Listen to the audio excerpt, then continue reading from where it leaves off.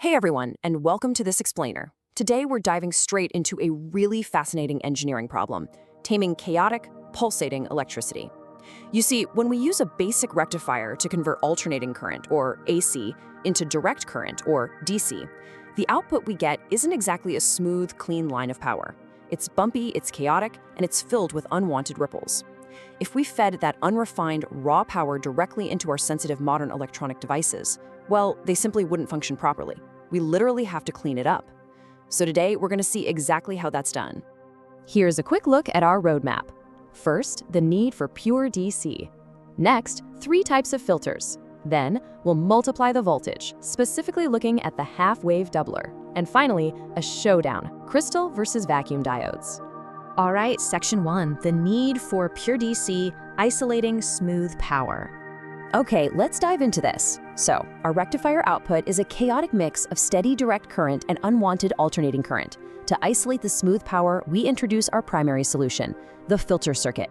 A filter circuit removes that pesky AC component, but crucially, it allows the smooth DC to safely reach the load. Think of it exactly like a high-tech water filter in your home's plumbing system. It catches all the gravel, the rust, and the impurities, but lets the pure, clean water flow straight through to your glass. As you can see, this filter circuit sits securely right between the rectifier output on the left and the final load on the right. It acts as the ultimate gatekeeper. And the way it effectively removes that wavy AC line relies on 2 brilliant little electrical components acting as the bouncers at an exclusive club, inductors and capacitors. An inductor vigorously opposes AC but lets DCs stroll right on past. A capacitor, on the other hand, does the exact opposite.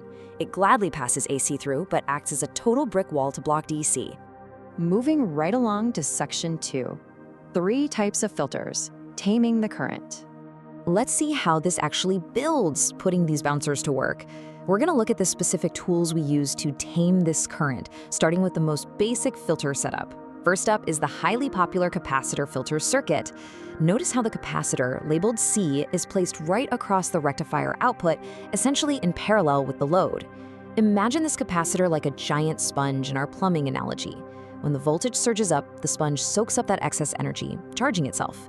Then, as the source voltage starts to drop off, the sponge squeezes that stored energy right back out into the load. It's a continuous, rapid cycle of soaking and squeezing, charging and discharging, which smooths out those big electrical dips.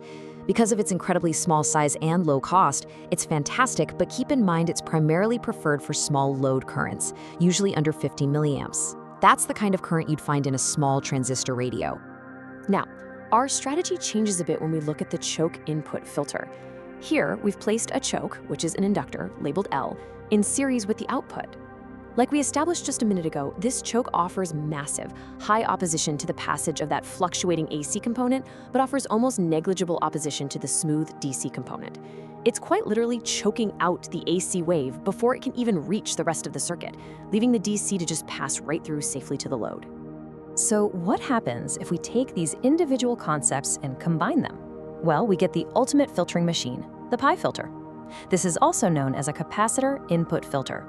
This setup utilizes 3 distinct, really powerful lines of defense to tame the current.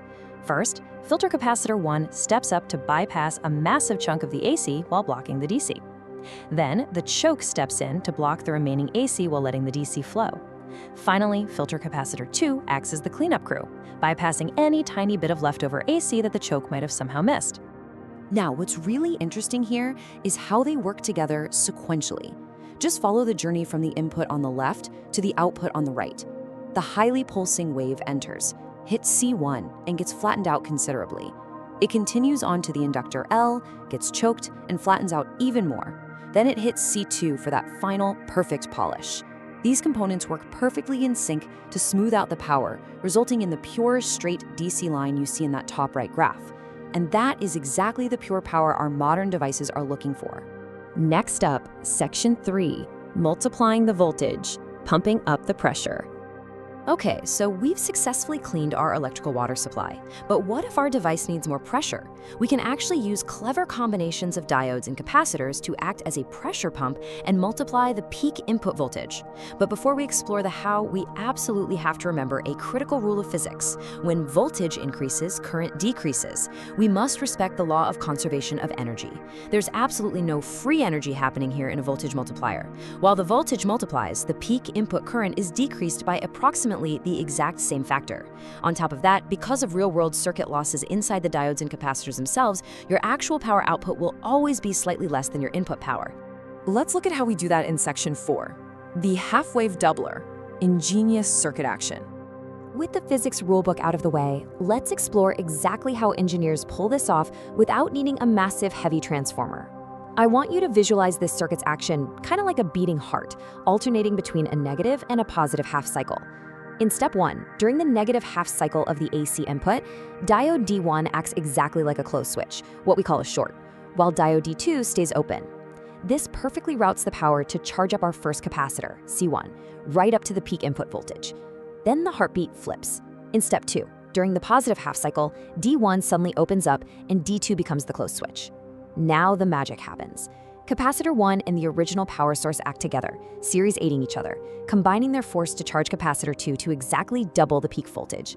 And this brilliantly illustrates that exact rhythmic process. On the left, during the negative half cycle, just follow those arrows. The current flows right through D1, packing C1 full of charge up to the source's peak voltage. Then, shift your eyes to the right. The polarity of the source reverses. D1 shuts completely off. Now the source voltage and the newly stored voltage sitting inside C1 are pushing together in the exact same direction. They're series aiding. They shove all that combined electrical pressure straight through D2 and into C2, filling it with twice the voltage. Honestly, it's incredibly elegant. The visual result of that electrical dance is an output waveform on the bottom that consistently hits twice the peak voltage of the input waveform above it. But actually, we do have to be realistic here. The crucial point is that this multiplier system isn't totally flawless. A major disadvantage of these voltage multipliers is poor voltage regulation.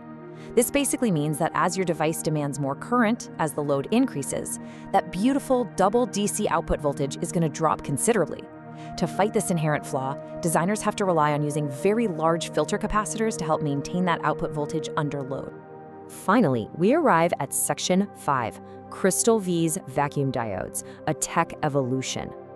Up to this point, we've talked about what these components do. Now, let's talk about what they're actually made of. Let's pit these two technologies against each other like a boxing match to look at the tail of the tape. On one side, we have crystal or semiconductor diodes. Their advantages are immense. They're much smaller, remarkably rugged, inherently cheaper to produce, and because they don't require external filament power, they generate way less heat than vacuum diodes. But they have a severe Achilles heel. Crystal diodes are extremely, dangerously sensitive to heat. If temperatures exceed their rated value, the resulting increased current flow can literally melt and permanently ruin their internal p-n junction. Furthermore, they have zero tolerance for overloads. Even a tiny transient pulse of an overload can destroy a crystal diode instantly. Vacuum diodes, on the other hand, are the old heavyweight champions. Sure, they're larger, hotter, and more expensive, but they function normally over vast temperature changes and will happily recover from a short overload without breaking a sweat. Which brings us to a truly fascinating technological threshold to end on. The source material notes that our modern crystal diodes have very strict material limits. Older germanium diodes fail if operated above a mere 80 degrees Celsius, and even superior modern silicon diodes tap out safely around 200 degrees Celsius. Now, as consumers, we're continuously demanding more power in vastly smaller, tighter packages, which naturally generates far more concentrated heat. So the question I'll leave you to ponder today is this: as our technology inevitably continues to shrink, how will engineers continue to overcome these fundamental material heat limits to keep taming the current? Thank you so much for joining me on this explainer. I hope this gave you a structured, illuminating view into the incredible world of electrical filtering and multiplication. Keep questioning and keep learning.